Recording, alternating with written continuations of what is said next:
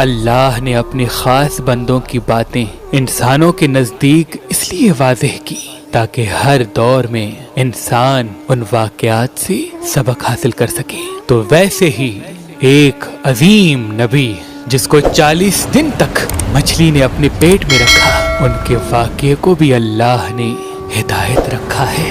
آپ کے والد کا نام حضرت متہ تھا۔ آپ حضرت ابراہیم علیہ السلام کی نسل سے تھے۔ آپ کا مشہور لقب ذوالنون ہے، یعنی مچھلی والا۔ اللہ نے آپ کو حکم دیا کہ اے یونس جاؤ نینوا جاؤ، وہاں کے لوگوں کی اصلاح کرو، وہ آپس میں لڑتے ہیں جھگڑتے ہیں، ان کو محبت اور امن سکھاؤ۔ تو بس اللہ کے نبی یونس نینوا جو عراق کے شمال میں واقع ہے، وہاں اپنے مبارک قدم لیے آپ پہنچے۔ آپ مسلسل اللہ کا دین لوگوں کو سمجھاتے رہے، یہ بتاتے رہے کہ آپس میں لڑنا جھگڑنا نفرت کرنا اللہ کو پسند نہیں، لیکن افسوس وہاں کے لوگ آپ کی توہین کرتے رہے، آپ کے اس پیغام حق کو مذاق سمجھتے رہے۔ سالہ سال اللہ کے نبی تبلیغ کرنے کے بعد بالآخر آپ نے یہ فرمایا ان قریب تم پہ اللہ کا عذاب آئے گا، اور غصے میں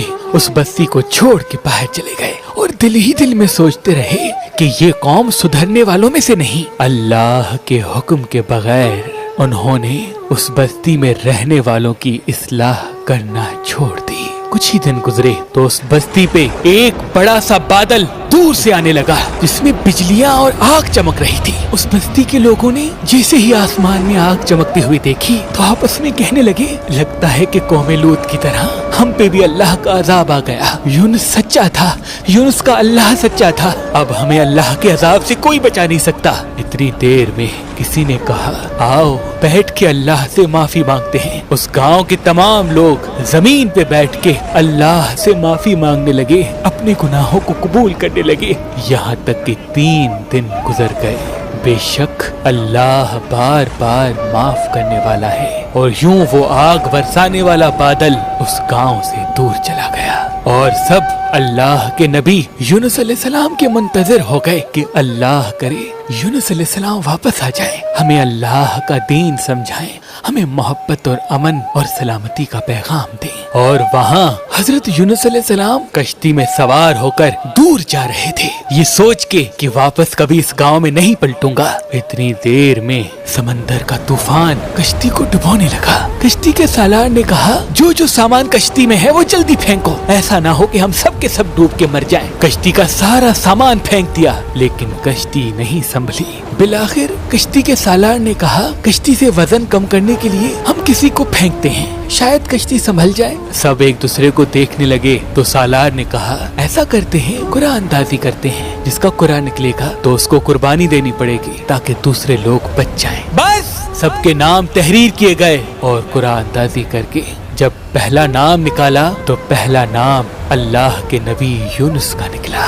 سب آپس میں دیکھتے رہے کہ یہ تو اللہ کا نیک بندہ لگتا ہے، اس کو پانی میں کیوں پھینکیں۔ پھر سے قرآن اندازی کی، پھر سے یونس علیہ السلام کا نام نکلا۔ تیسری مرتبہ قرآن اندازی کی، تیسری مرتبہ بھی حضرت یونس کا نام نکلا۔ تو حضرت یونس علیہ السلام نے فرمایا میں سمجھ گیا یہ اللہ کی مرضی ہے، اور اپنے آپ کو سمندر کے حوالے کر دیا۔ جیسے ہی اللہ کے نبی سمندر میں آئے، اللہ نے ایک مچھلی کو حکم دیا کہ جا میرے نبی یونس کو اپنے پیٹ میں رکھ، یاد رکھنا میرے نبی کو تیرے پیٹ میں کوئی تکلیف نہ آئے۔ وہ مچھلی جلدی سے اللہ کے نبی یونس کو اپنے پیٹ میں حفاظت کے ساتھ رکھ دیا۔ پہلے تو حضرت یونس علیہ السلام نے یہ سمجھا کہ شاید میں دارالفنا سے دارالبقا کی طرف کوچ کر چکا ہوں، لیکن کچھ ہی دیر میں ان کو یہ اندازہ ہوا کہ نہیں، میں ابھی یہی ہوں، کیونکہ میرا جسم حرکت کر رہا ہے۔ حضرت یونس علیہ السلام نے ادھر ادھر دیکھا تو ان کو معلوم ہوا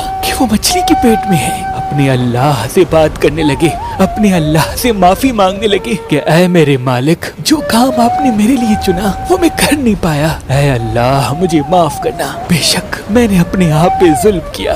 حضرت یونس علیہ السلام سنتے ہیں کہ ان کے ساتھ ساتھ سمندر کی مچھلیاں بھی اللہ کا ذکر کر رہی ہیں۔ اس بات کو 40 دن گزر گئے۔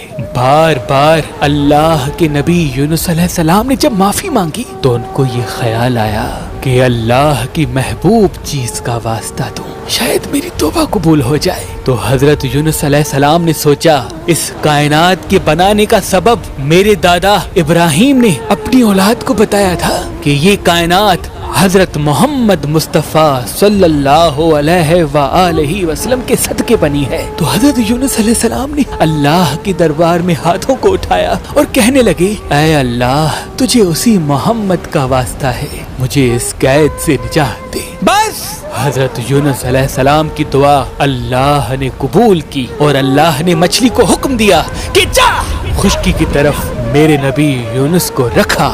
تو اس مچھلی نے اللہ کے حکم کو تسلیم کیا اور خشکی کی طرف جانے لگی اور اللہ کے نبی یونس کو اگل کے خشکی پہ رکھ دیا۔ اس وقت کافی ایام مچھلی کے پیٹ میں رہنے کی وجہ سے حضرت یونس علیہ السلام کا جسم پورا سوج چکا تھا اور دھوپ لگنے کی وجہ سے آپ کا جسم جل رہا تھا۔ آپ اللہ سے معافی مانگنے لگے کہ اے میرے اللہ، تو نے مجھے قید سے تو نجات دے دی، اے میرے اللہ میری حفاظت کر تاکہ میں تیری اسی قوم کے پاس جا کر لوگوں کی اصلاح کر سکوں۔ اللہ نے زمین کو حکم دیا کہ ایک پھلدار درخت یونس علیہ السلام کے جسم پہ سایہ کرے اور اپنے پھلوں سے یونس علیہ السلام کو غذا پیش کرے، اور یوں اللہ کے نبی یونس علیہ السلام اس درخت کے سائے میں بیٹھ کر صحتیاب ہونے لگے، اور پھر آپ اسی گاؤں واپس چلے گئے جہاں جانے کے لیے اللہ نے انہیں حکم دیا تھا۔ امام علی علیہ السلام نے فرمایا یونس علیہ السلام کے واقعے میں اللہ نے سبق رکھا ہے۔ اللہ نے ہر خلقت کو کسی نہ کسی کام کے لیے منتخب کیا ہے، جیسے سورج روشنی دینے اور گرمی دینے کے لیے، چاند سکون اور راحت کے لیے، زمین کو اناج اگانے کے لیے، ہواؤں کو زندگی کے لیے، ویسے ہی اللہ نے اپنے خاص بندوں کو اس لیے منتخب کیا تاکہ وہ ہر دور میں اللہ کے بندوں کی اصلاح کرے۔ جیسے اللہ نے کسی خلقت کو یہ اختیار نہیں دیا کہ وہ کسی کو بھی اپنی رحمت سے دور کر دیں، سورج کو یہ اختیار نہیں کہ وہ مشرک اور منافق میں فرق پیدا کر کے کس پہ روشنی ڈالے اور کس پہ نہیں، بارش کو یہ اختیار نہیں کہ وہ مومن کے گھر پہ برسے اور منافق پہ نہیں، زمین کو یہ اختیار نہیں کہ وہ مومن کی زمین سے اناج اگائے اور مشرک کی نہیں، ویسے ہی اللہ کے نیک بندے کو یہ اختیار نہیں کہ وہ اپنی طرف سے یہ ارادہ کر لے کہ اس کی اصلاح کروں اور اس کی نہیں۔ ہدایت اللہ کی طرف سے ہے اور اس ہدایت کو پہنچانا اللہ کے خاص بندوں کا فریضہ ہے۔ کون اللہ کے کتنے قریب ہے اس کا فیصلہ صرف اللہ کرے گا، کس کو دوزخ اور کس کو جنت ملنی ہے اس کا فیصلہ صرف اللہ کرے گا۔ پیغام دینے والے، تبلیغ دین کرنے والے ایک مزدور کی طرح صرف اپنا کام انجام دیتے رہیں، وگرنہ ان کا انجام بھی ویسے ہی ہوگا جیسے اللہ نے اپنے نبی حضرت یونس کا کیا تھا۔